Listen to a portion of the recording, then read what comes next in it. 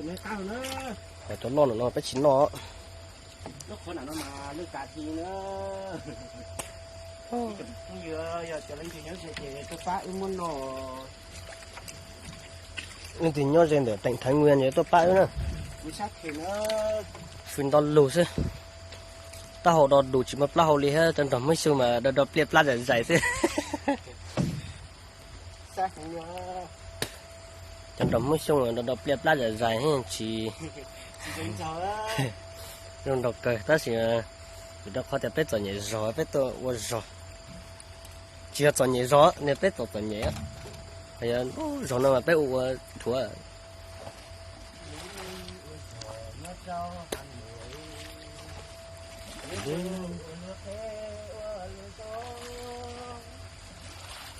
ôi giời nó xem quảng cáo con này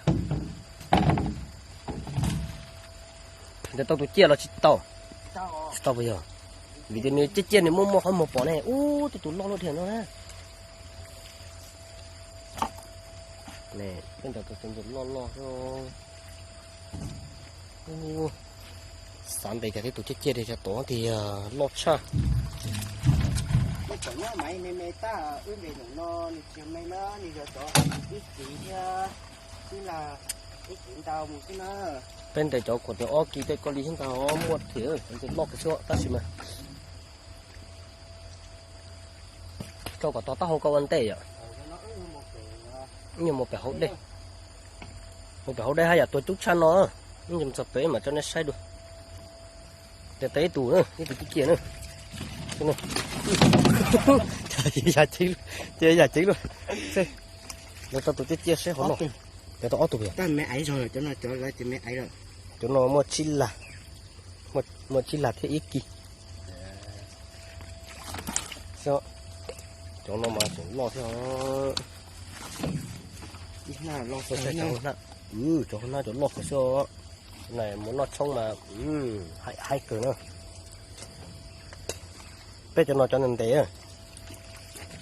bây lúc nào bây hụt chợ tôi lâu và tiền chế đó nè để nó thông là chỉ bông thế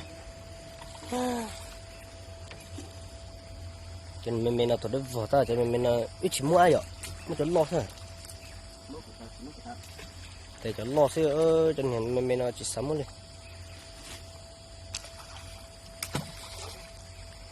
nên vào bao thì giờ lên cho họ ôn nó chỉ ôn đó còn chơi nó chỉ cũng quá rồi ôi ya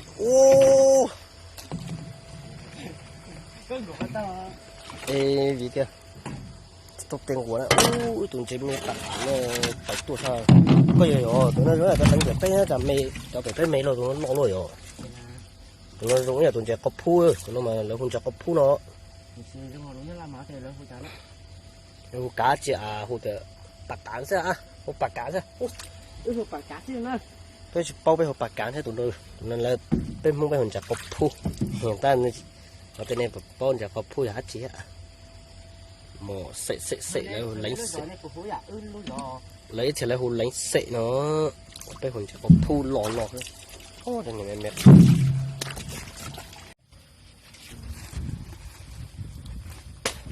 tôi chua cô xem này uống rồi ạ cô quay bệ bây giờ nó hôm bờ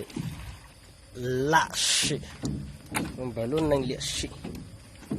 luôn nành liệt xị bỏ lên tên chạy mò đâu liệt xị là bỏ lên tên chạy mò mà lên tên chạy mò thế là hồi liệt xị mà mò lên tên chạy liệt xị ta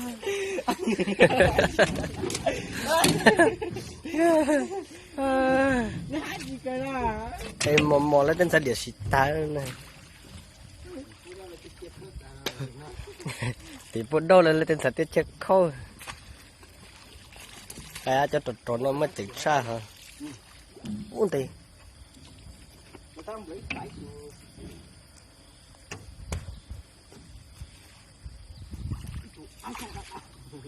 bây giờ bà ta lột tập lên với tụi lo cho nó thông làm gà tụi Tiểu bé nó bé xong nó đu đu để bé rồi. Đây cái chết cái đó. Một lần lúc nâng để xịt tăng. Tên thành chế thế nào. Nhưng mà nhưng mà lấy để xịt tăng cái kia tuần thành chế đó, cái kia tuần. Bây giờ nó chuyên môn thành chế đó, bây giờ nó đại can thành chế đó, bây giờ chỉ mua được bây giờ tuần thành chế cái xịt.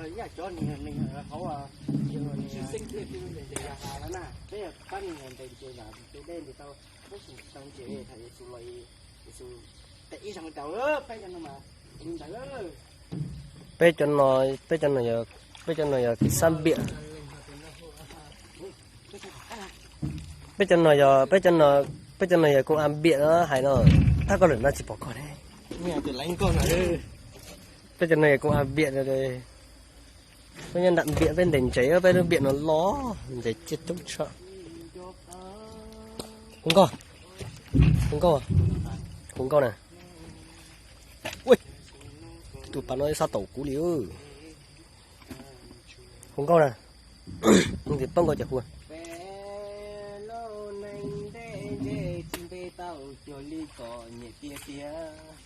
Ôi trò nhẹ tia tia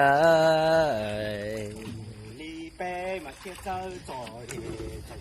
li bé. rồi sao ấy thì bé ô xì lấy tôi phải. bây giờ cái săn biển bây giờ có ăn biển bây giờ cái săn biển rồi. Oh yeah, ôi súng đạn đây có trình mò我家兄那个路没见单住，这是头目来入。不过人也多几个人，人也都根本白。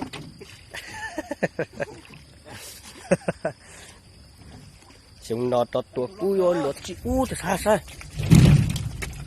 有人拿人头，刚才到被接不哟，落这个，本来都落着。chúng nó trọt tua cú yo lọt chín cho cá chúng ta thấy có chín rồi yo và cha chúng nó còn đi lo lúa có lo tan cho lịch xuân lên xuất tu cái giờ nó chạy rồi cầm lấy tê tụi nó khác có tàu cái này có tới tụi bây giờ tới tụi anh đào bây giờ chà trong chia bắt tôi bắt tám bỏi tụi nó cả đuôi trên là nó thôi